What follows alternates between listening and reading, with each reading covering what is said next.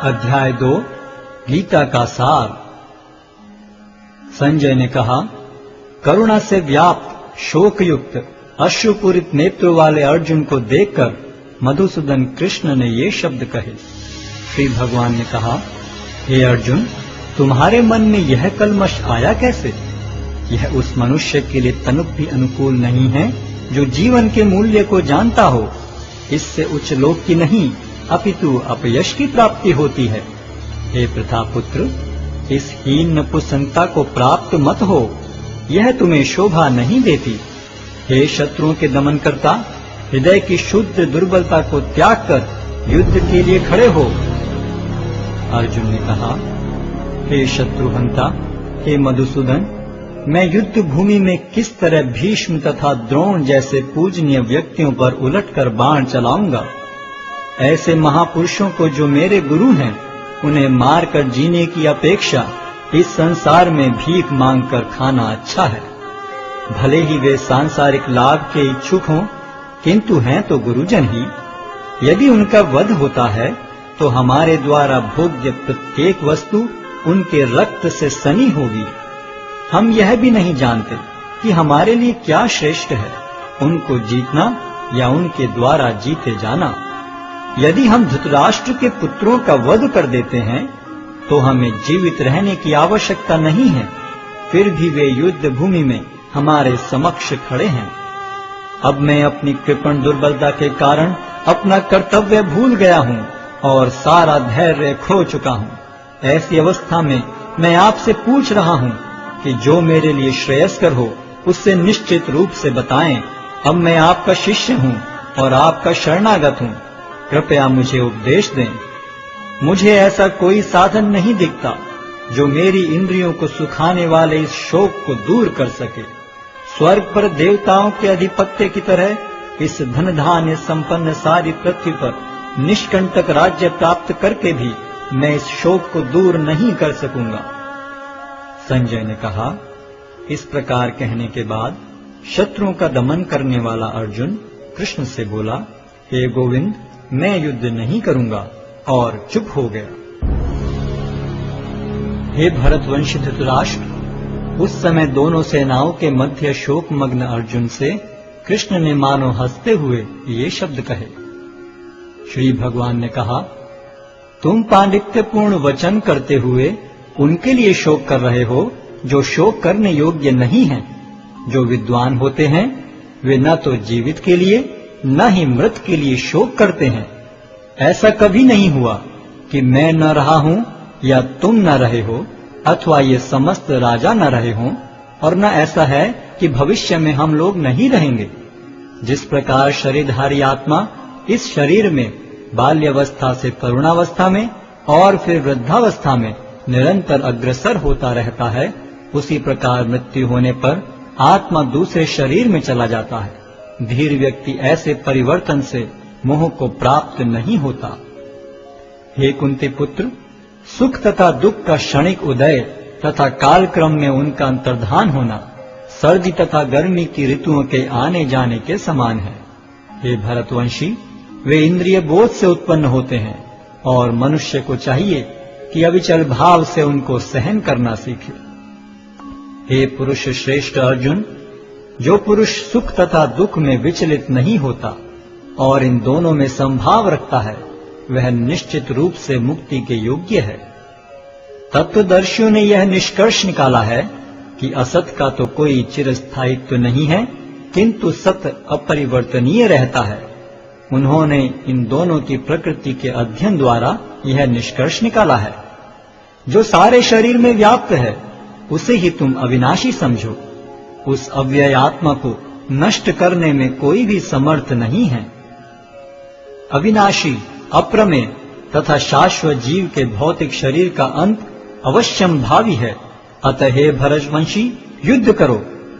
जो इस जीवात्मा को मारने वाला समझता है तथा जो इसे मरा हुआ समझता है, वे दोनों ही अज्ञानी हैं, क्योंकि आत्मा न तो मरता है और न मारा जाता है। आत्मा के लिए किसी भी काल में न तो जन्म है न मृत्यु। वह न तो कभी जन्मा है, न जन्म लेता है और न जन्म लेगा। वह अजन्मा शरीर के मारे जाने पर वह मारा नहीं जाता। हे पार्थ, जो व्यक्ति यह जानता है कि आत्मा अविनाशी, अजन्मा, शाश्वत तथा अव्यय है, वह भला किसी को कैसे मार सकता है या मरवा सकता है? जिस प्रकार मनुष्य पुराने वस्त्रों का त्याग कर नए वस्त्र धारण करता है, उसी प्रकार आत्मा पुराने तथा व्यर्थ के शरीरों को त्याग कर नवीन भौतिक शरीर धारण करता है। यह आत्मा न तो कभी किसी शस्त्र द्वारा खंड खंड किया जा सकता है, न अग्नि द्वारा जलाया जा सकता है, न जल द्वारा भिगोया या वायु द्वारा सुखाया जा सकता है। यह आत्मा अखंडित तथा अघुलनशील है। इसे न तो जलाया जा सकता है, न ही सुखाया जा सकता है। यह शाश्वत, सर्वव्यापी, अविकारी, स्थिर तथा सदैव एक सा रहने वाला है। यह आत्मा अव्यक्त, अकल्पनीय तथा अपरिवर्तनीय कहा जाता है। यह जानकर तुम्हें शरीर के लिए शोक नहीं करना चाहिए। किंतु यदि तुम यह सोचते हो कि आत्मा अथवा जीवन का लक्षण सदा जन्म लेता है तथा सदा मरता है, तो भी हे महाबाहु, तुम्हारे शोक करने का कोई कारण नहीं है। जिसने जन्म लिया है उसकी मृत्यु निश्चित है और मृत्यु के पश्चात पुनर्जन्म भी निश्चित है। अतः अपने अपरिहार्य कर्तव्य पालन में तुम्हें शोक नहीं करना चाहिए। सारे जीव प्रारंभ में अव्यक्त रहते हैं, मध्य अवस्था में व्यक्त होते हैं और विनष्ट होने पर पुनः अव्यक्त हो जाते हैं। अतः शोक करने की क्या आवश्यकता है? कोई आत्मा को आश्चर्य से देखता है, कोई इसे आश्चर्य की तरह बताता है तथा कोई इसे आश्चर्य की तरह सुनता है, किंतु कोई कोई इसके विषय में सुनकर भी कुछ नहीं समझ पाते। हे भरतवंशी, शरीर में रहने वाले का कभी भी वध नहीं किया जा सकता। अतः तुम्हें किसी भी जीव के लिए शोक करने की आवश्यकता नहीं है। क्षत्रिय होने के नाते अपने विशिष्ट धर्म का विचार करते हुए तुम्हें जानना चाहिए कि धर्म के लिए युद्ध करने से बढ़कर तुम्हारे लिए अन्य कोई कार्य नहीं है। अतः तुम्हें संकोच करने की कोई आवश्यकता नहीं है। हे पार्थ, वे क्षत्रिय सुखी हैं जिन्हें ऐसे युद्ध के अवसर अपने आप प्राप्त होते हैं, जिससे उनके लिए स्वर्ग लोक के द्वार खुल जाते हैं। किंतु यदि तुम युद्ध करने के स्वधर्म को संपन्न नहीं करते, तो तुम्हें निश्चित रूप से अपने कर्तव्य की उपेक्षा करने का पाप लगेगा और तुम योद्धा के रूप में भी अपना यश खो दोगे। लोग सदैव तुम्हारे अपयश का वर्णन करेंगे और सम्मानित व्यक्ति के लिए अपयश तो मृत्यु से भी बढ़कर है।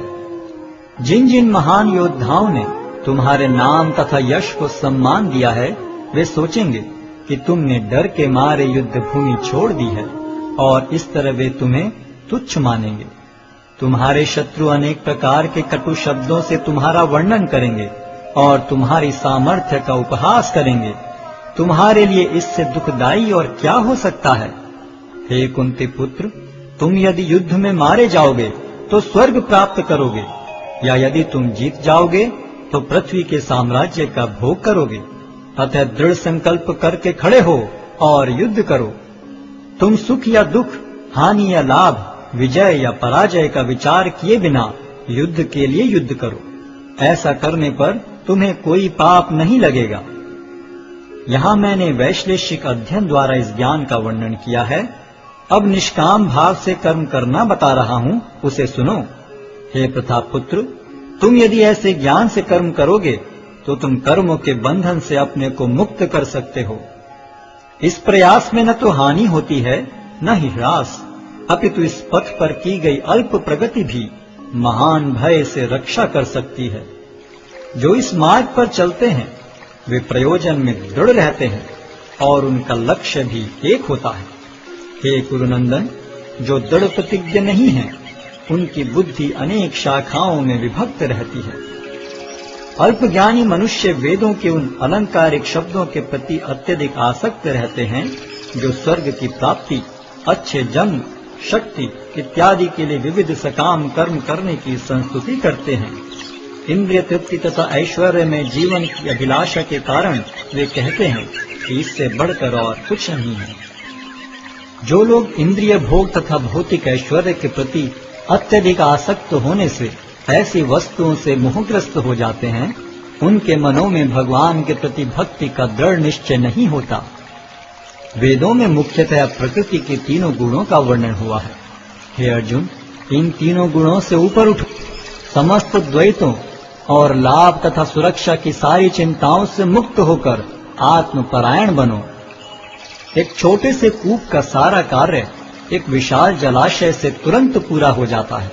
इसी प्रकार वेदों के आंतरिक तात्पर्य जानने वाले को उनके सारे प्रयोजन सिद्ध हो जाते हैं।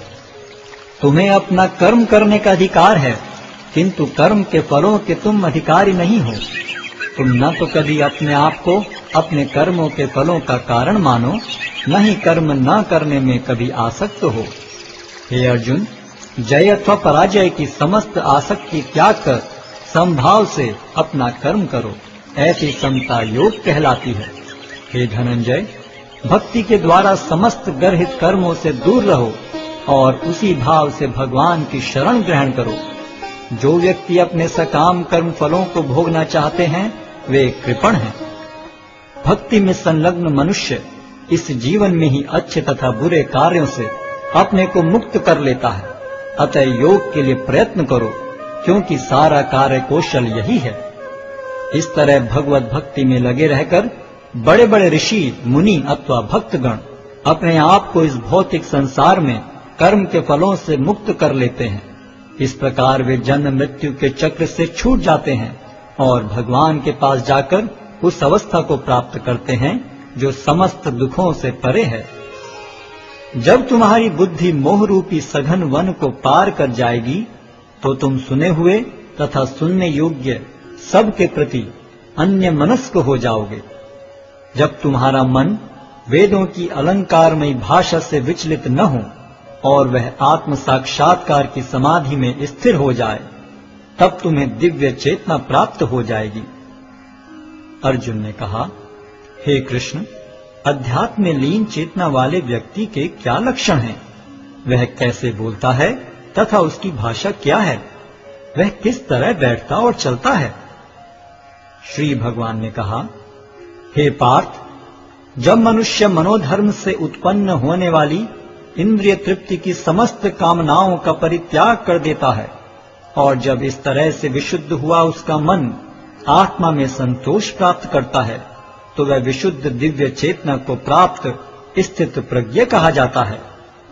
जो त्रय तापों के होने पर भी मन में विचलित नहीं होता अथवा सुख में प्रसन्न नहीं होता और जो आसक्ति, भय तथा क्रोध से मुक्त है, वह स्थिर मन वाला मुनि कहलाता है। इस भौतिक जगत में जो व्यक्ति न तो शुभ की प्राप्ति से हर्षित होता है और न अशुभ के प्राप्त होने पर उससे घृणा करता है, वह पूर्ण ज्ञान में स्थिर होता है। जिस प्रकार कछुआ अपने अंगों को संकुचित करके खोल के भीतर कर लेता है, उसी तरह जो मनुष्य अपनी इंद्रियों को इंद्रिय विषयों से खींच लेता है, वह पूर्ण चेतना में दृढ़ता पूर्वक स्थिर होता है।